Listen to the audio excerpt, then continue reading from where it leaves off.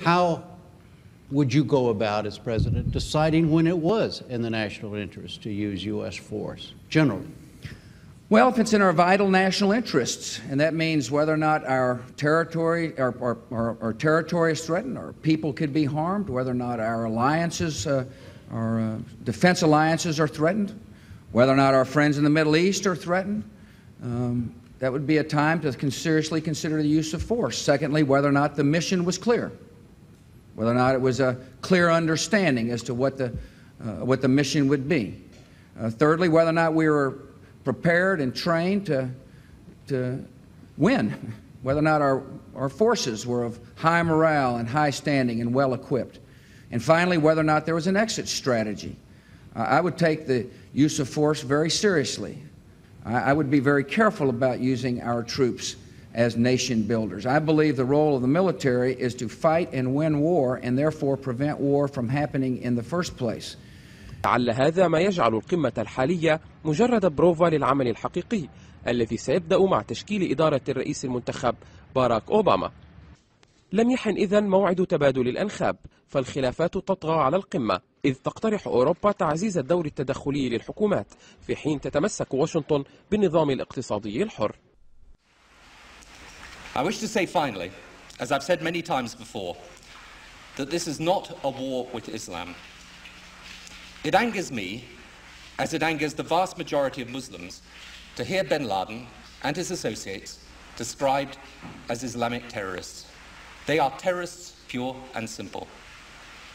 Islam is a peaceful and tolerant religion, and the acts of these people are wholly contrary to the teachings of the Quran. I also want to speak tonight directly to Muslims throughout the world. We respect your faith. It's practiced freely by many millions of Americans and by millions more in countries that America counts as friends. Its teachings are good and peaceful, and those who commit evil in the name of Allah blaspheme the name of Allah. The terrorists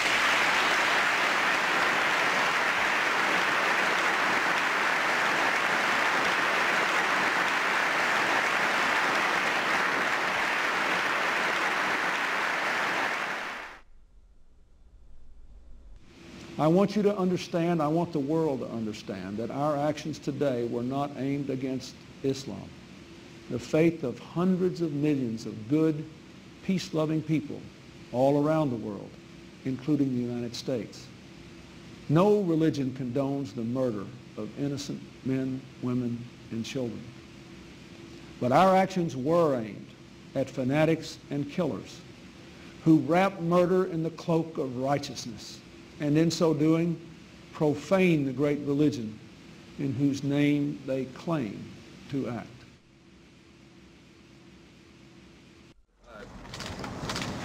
You said that the President reiterated the message of tolerance and the importance that this is not a campaign against Islam or Arab nations generally.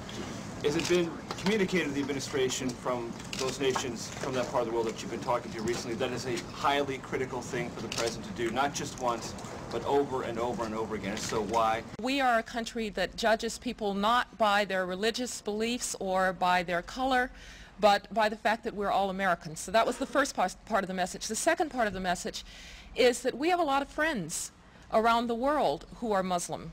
We have countries that are long friends of the United States who are of the Islamic faith, and the President wanted to be very clear that this is not a war of, quote, civilizations, that this is not a war against Islam. This is a war against people who in many ways pervert what Islam stands for. Islam stands for peace and stands for nonviolence, and he wanted to make that very, very clear. Yeah, sure. Can I say I've enjoyed very much doing this interview with you, and I think that whatever differences there are between us, it's important we carry on with this dialogue.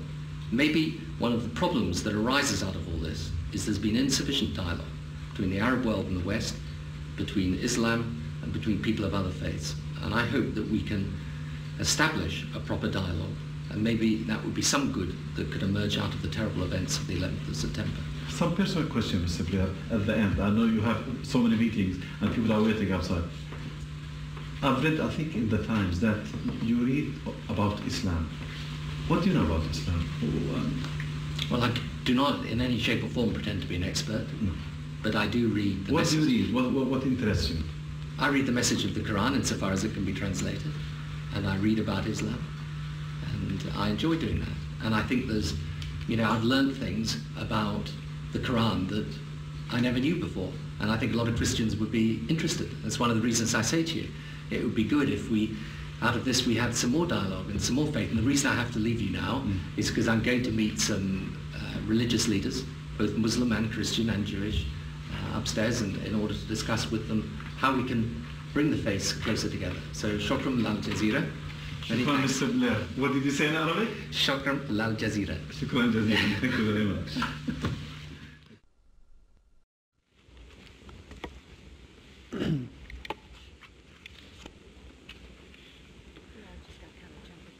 Madam President, Senator from Nevada.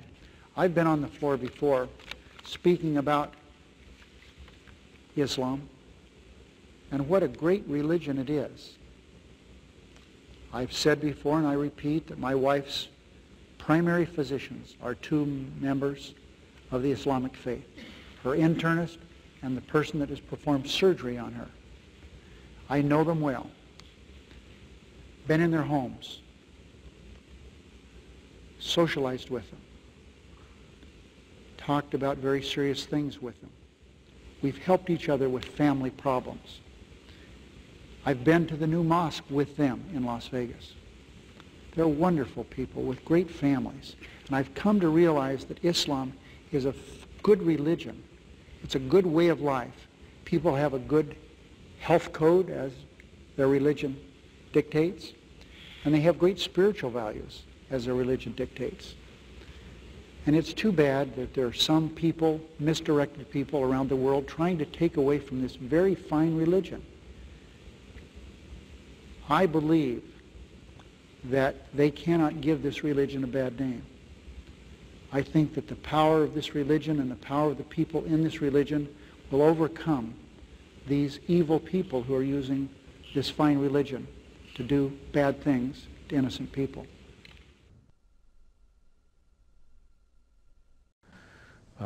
Is that this is not a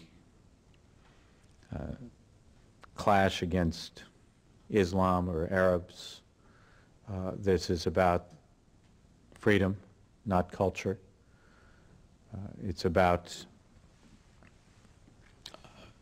working with Islamic governments who want to move forward into the modern world, working with Islamic governments who see their face as the face of peace, and working against the violence and the terror and the people that would seek to hold back the world and would seek to disrupt peace and freedom for others. And so that is what it's about for us. The true faith of Islam, we believe, is a religion of peace, and we intend to work with them in that regard. The true faith of Islam, we believe, is a religion of peace,